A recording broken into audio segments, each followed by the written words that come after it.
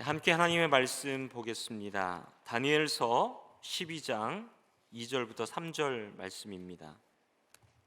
다니엘서 12장 2절부터 3절 말씀을 함께 읽겠습니다. 합독하겠습니다. 제가 가진 성경으로 1255페이지 12장 2절부터 합독합니다. 함께 읽겠습니다. 땅의 티끌 가운데에서 자는 자 중에서 많은 사람이 깨어나 영생을 받는 자도 있겠고, 수치를 당하여서 영원히 부끄러움을 당할 자도 있을 것이며, 지혜 있는 자는 궁창의 빛과 같이 빛날 것이요, 많은 사람을 옳은 대로 돌아오게 한 자는 별과 같이 영원토록 빛나리라. 아멘. 어제 아침에 제가 한 아이를 만났는데요, 메릴랜드 존스 홉킨스의 신입생으로 들어온 학생입니다. 그 아빠가 지금 태국 치앙마이에서 사역하는 외국 선교사님이신데요, 이 아이는 저희 첫째 딸 하진이하고 같은 나이라서 한국에 있을 때 가까운 그 가정이라서 빨가벗고, 딸이고 아들인데 같이 목욕했던 아이예요. 그런데 이제 저희 가정은 미국에 왔고, 또 이 가정은 카자흐스탄 또 태국으로 선교하는 그런 가정이 되었습니다. 한국으로 이제 학생들이 방학이 돼서 가니까 우버를 같이 타고 공항에 왔어요. 근데 다른 친구들은 이제 대한항공 타고 가고, 이 친구는 저녁 카타르 비행기로 트랜스퍼를 해서 이제 치앙마이를 가야 되니까 밤 비행인 거예요. 그래서 제가 데리고 와서 아침을 먹고 또 같이 좀 쉬고, 또 저희 집에서 저녁을 먹고 이렇게 보내게 되었는데, 아침 식사를 이제 같이 하는 겁니다. 칙필레에. 그래서 제가 질문을 했어요. 이 친구는 이제 국제학교를 나오고 군대도 갔다 오고 이제 이쪽으로 유학을 온 셈인데요, 어떻게 신입생으로 한 학기 잘 보냈니? 이렇게 물으니까 이 아이가 네, 그런 대로 잘 적응하고 보낸 것 같아요. 그러더니 갑자기 저에게 목사님은 1년 잘 보내신 것 같아요?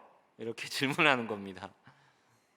원래 그런 거는 이제 어른이 애한테 이렇게 질문을 하는 건데, 얘가 밥을 먹다가 제에게 답을 하더니 저한테 그 질문을 불쑥 하는 겁니다. 그래서 제가 약간 당황했습니다. 그런데 제가 그 아이의 눈을 이렇게 쳐다보면서 표현은 얼버무렸는데 제 마음속에 그런 생각이 드는 겁니다. 나는 잘 살았나? 나는 하라고 하는 사역들을 잘 했었나? 나는 또 하나님 앞에서 어떤 삶을 살았나? 그런 생각을 하면서 저를 돌아보는 시간이 되었습니다. 오늘 크리스마스 이브입니다. 내일 성탄절입니다. 내일 각 예배 후에 밥을 다 줍니다. 또 식사 봉사를 저희들이 또 도와야 될 것 같습니다.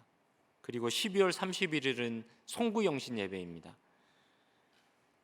굉장히 1년이 빨리 간 것 같습니다.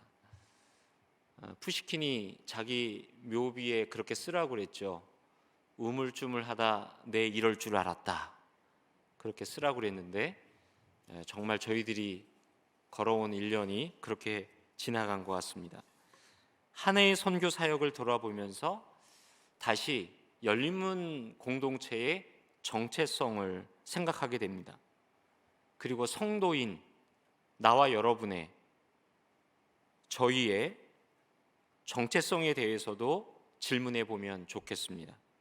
우리는 잘 살았던 것일까요? 새해에는 어떻게 살면 좋을까요?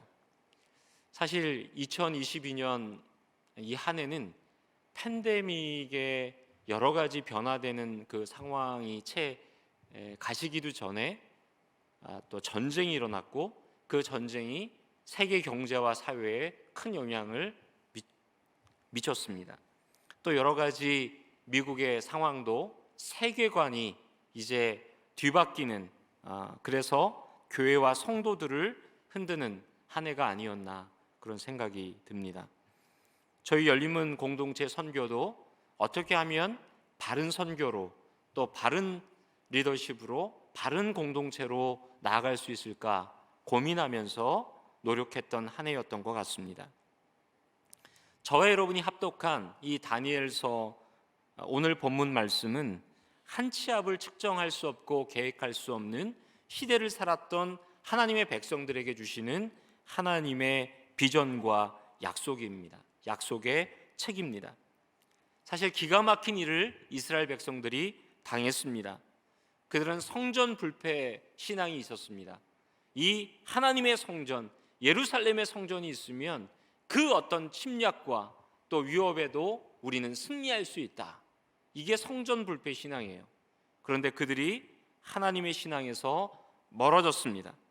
그의 조상들은 BC 597년 3월 15일에 예루살렘이 느부갓네살에 의해서 함락되고 8,000명이 노예로 잡혀가는 일을 경험해야 했습니다.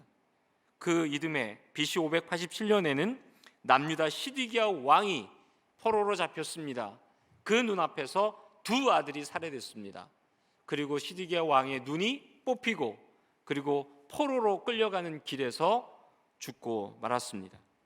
포로로 끌려간 이스라엘 백성들은 이러한 그들의 슬픈 역사를 기억해야만 했습니다. 그들이 몸담고 살고 있는 포로로서의 그 땅은 한 치 앞도 희망을 발견할 수 없는 땅이었습니다. 그들은 질문했습니다. 하나님은 실패한 하나님인가? 그런데 놀랍게도 다니엘서를 통해서 주시는 하나님의 말씀은 하나님은 실패한 분이 아니라는 것입니다. 하나님은 공정하고 정의로운 심판을 하셨고 그 판결에 의해서 남유다가 멸망했습니다. 그러나 하나님은 승전국의 땅, 이방의 땅인 그 땅에서조차 하나님의 이름, 하나님의 명성을 높이고 계셨습니다. 하나님께서 다니엘서를 통해서 주시는 메시지는 무엇입니까? 너의 기막힌 현실 가운데서도 너의 신앙을 새롭게 하라는 것입니다.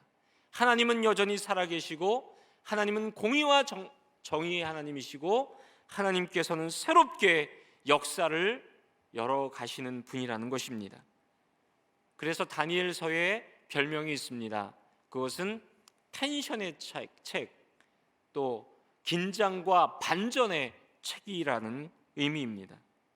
다니엘서는 신약의 요한계시록처럼 하나님께서 고통받는 교회를 위해 준비한 매뉴얼입니다. 오늘 저희들이 읽은 이 본문은 11장 2절부터 시작되는 계시의 마지막 부분입니다. 오늘 저희가 읽지 않았지만 12장 1절에 보면 그때의 내 민족을 호위하는 큰 군주 미가엘이 일어날 것이요 또 환란이 있으리니 이는 개국 이래로 그때까지 없던 환란일 것이며 그때 내 백성 중에 책에 기록된 모든 자가 구원을 받을 것이라. 이렇게 그 계시의 끝을 마무리하고 있습니다. 최악의 상황을 겪을 때 하나님의 백성들은 어떻게 될 것인가? 이런 질문들을 하면서 하나님께서 답을 주고 있습니다. 2절은 이렇게 말씀하죠. 땅의 티끌 가운데서 자는 자 중에서 많은 사람이 깨어나 영생을 받는 자도 있겠고 수치를 당하여서 영원히 부끄러움을 당할 자도 있을 것이며, 구약의 부활에 대한 메시지가 선명하게 나오는 부분이 바로 이 다니엘서 말씀입니다. 심지어 그들이 고난의 때에 그들의 삶이 마감된다 할지라도 하나님께서는 그들을 부활시키셔서 하나님의 영광을 보여줄 것이다. 그러나 하나님의 말씀대로 순종하지 않은 자는 이렇게 부활한 이후에 심판을 받게 될 것이다. 주님의 선명한 메시지입니다.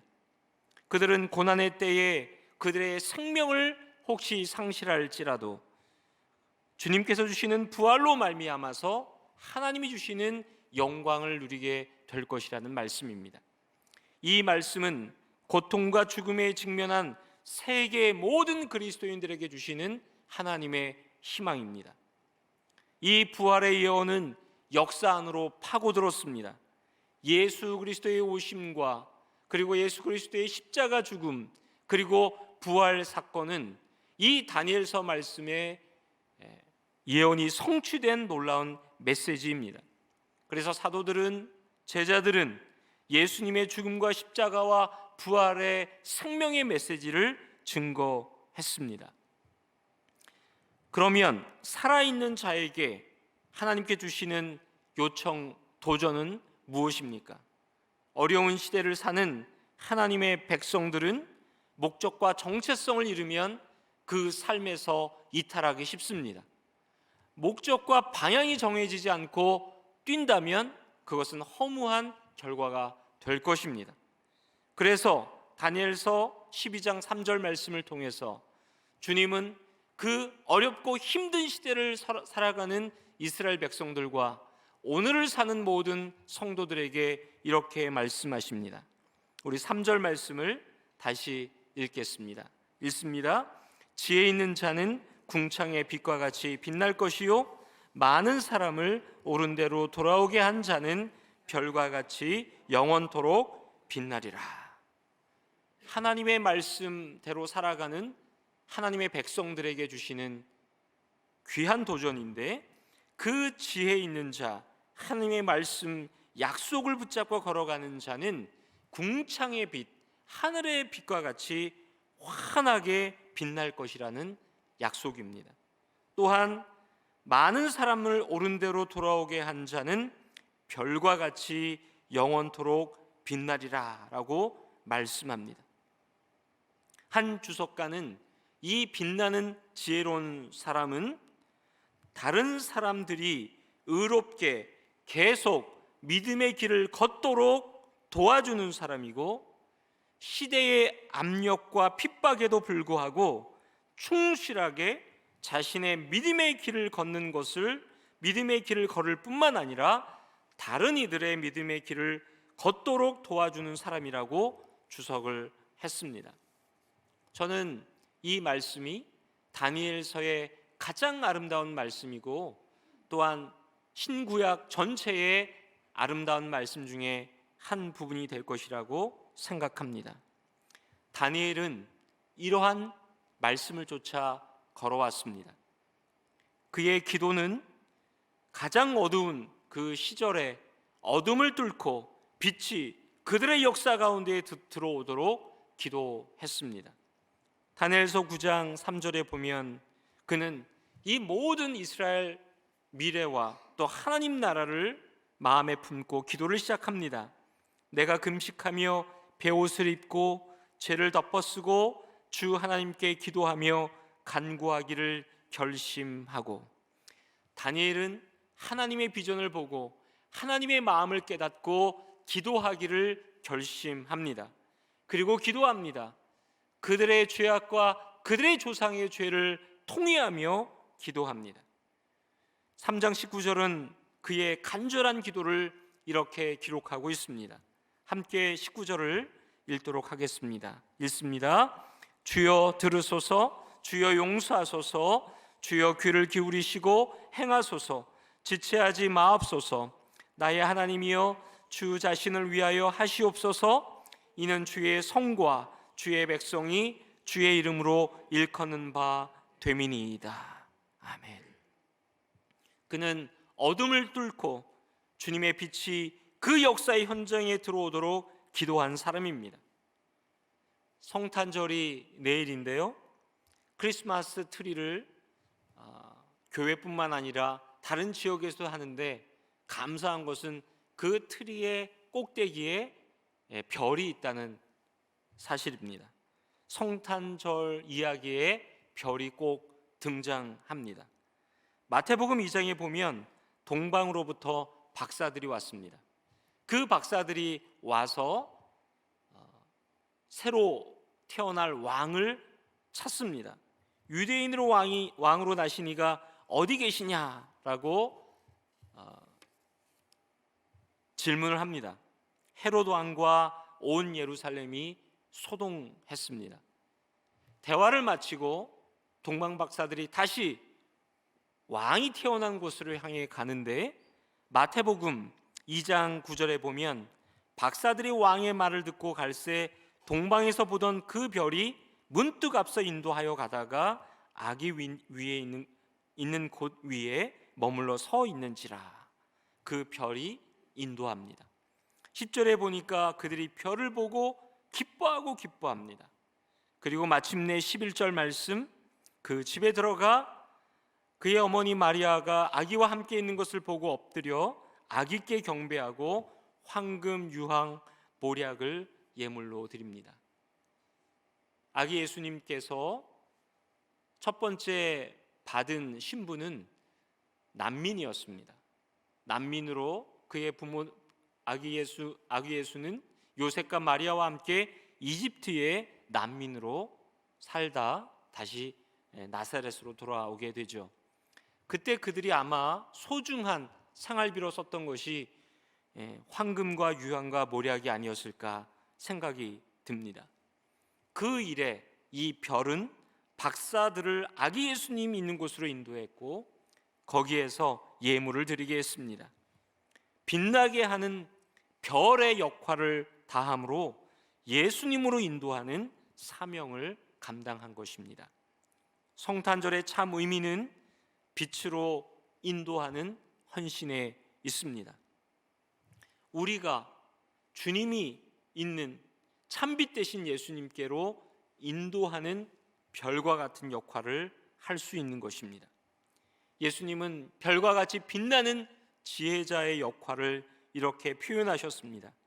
마태복음 13장 41절 이하에 보면 주님은 불법을 행하는 자들에 대한 심판을 말씀하셨습니다. 42절에 풀무불에 던져 넣으리니 거기서 울며 이를 갈게 되리라. 그런데요, 43절에 보면 지혜 있는 자 하나님의 사람들을 이렇게 표현합니다. 같이 43절을 읽겠습니다.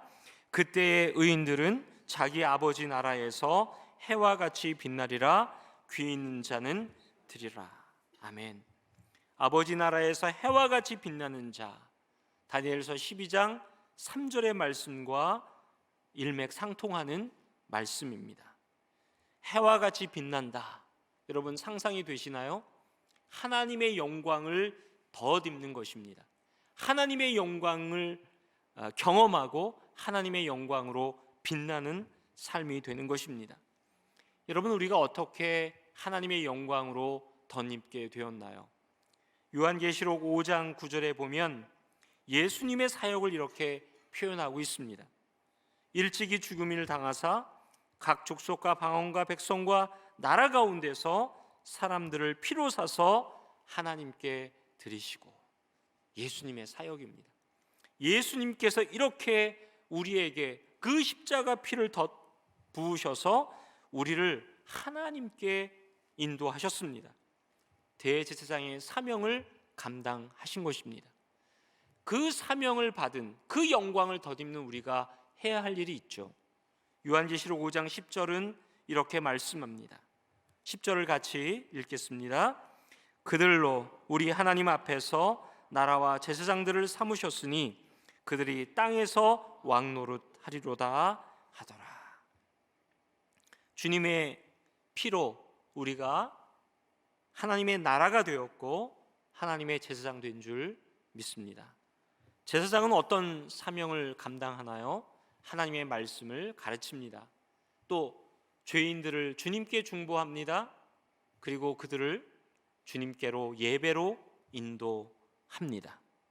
하나님을 아는 지혜로 세상에 혹시 다시 못 올 그런 큰 환난 가운데서도 오직 하나님께서 인정하시는 믿음으로 하나님의 백성들을 인도하고 하나님을 알지 못하는 백성들을 주님께로 인도하는 사명, 그 사명이 바로 하늘같이 빛나는 사람, 어둠 속에서도 별의 사명을 다하는 별과 같이 빛나는 사람입니다. 우리 가까이 온 이웃들이 빛을 기다립니다. 옳은 길로 인도할 사람을 기다립니다. 전 세계 열방의 복음이 필요한 지역과 민족들이 옳은 길로 인도할 사람들을 찾고 있습니다. 그 사명이 바로 저희 열린문 공동체가 감당해야 될 사명인 줄 믿습니다. 혼자 할 수 없기에 우리 열린문 공동체가 함께 그 일을 섬겨야 합니다. 한 해도 수고 많으셨습니다. 선교사님 힘내세요. 이런 사역을 통해서 기도해 주시고 후원해 주신 많은 오이코스들께 감사를 드립니다. 또 이 일을 위해서 함께 기도하고 동역해 준 오섬과 오섬의 여러분께도 감사를 드립니다. 사랑의 크리스마스 아울리치에 성도님들이 함께 참여하고 계십니다. 오늘도 우리 구스푼 사역을 위해서 또 메시아 장로교회로 가서 함께 섬기게 되고요, 또 아프간 난민 어린이들 성탄 행사를 위해서 나가게 됩니다. 지난주에는 우리 전도사역원의 Friends of Faith 예배와 사역이 있었습니다. 한 해 동안도 Church for Community, C4C 사역으로 섬긴 우리 전도사역원의 많은 동역자들에게 감사를 드립니다. 구스푼과 광야선교회, 아프간 난민과 베럴라이프 처치, 아랍교회를 돕는 일, 살람센터를 섬기고 후원하는 일, 이솔과 허그스, 또 다니엘 학교, 전세계 선교지와 모르타니아를 위한 모든 일에 기도와 섬기는 일로 헌신하신 여러분께 감사를 드립니다. 하지만 무엇보다도 우리의 마음속에 다시 한번 우리의 목적과 정체성을 확인하는 이 아침이 되면 좋겠습니다. 아직도 복음이 필요한 많은 이들에게 복음의 환한 빛을 경험시켜 줄 수 있다면 우리의 한 해는, 또한 우리의 인생은 하나님의 영광으로 더욱 빛나게 될 줄 믿습니다. 지혜자는 인생과 역사의 끝을 알고 끝을 준비하는 사람입니다. 복음으로 살아내고 복음으로 인도하여 살기와 광기가 가득한 어둠 속에서도 동방 박사들을 인도했던 빛나는 별과 같이 저희 모두가 인도자의 역할을 감당할 뿐 아니라 그 주님의 말씀에 순종하여 하나님의 영광이 더하여져서 더욱 빛나는 별과 같은 열린문 공동체와 성도들이 되시기를 주의 이름으로 축원드립니다. 아멘. 기도하겠습니다.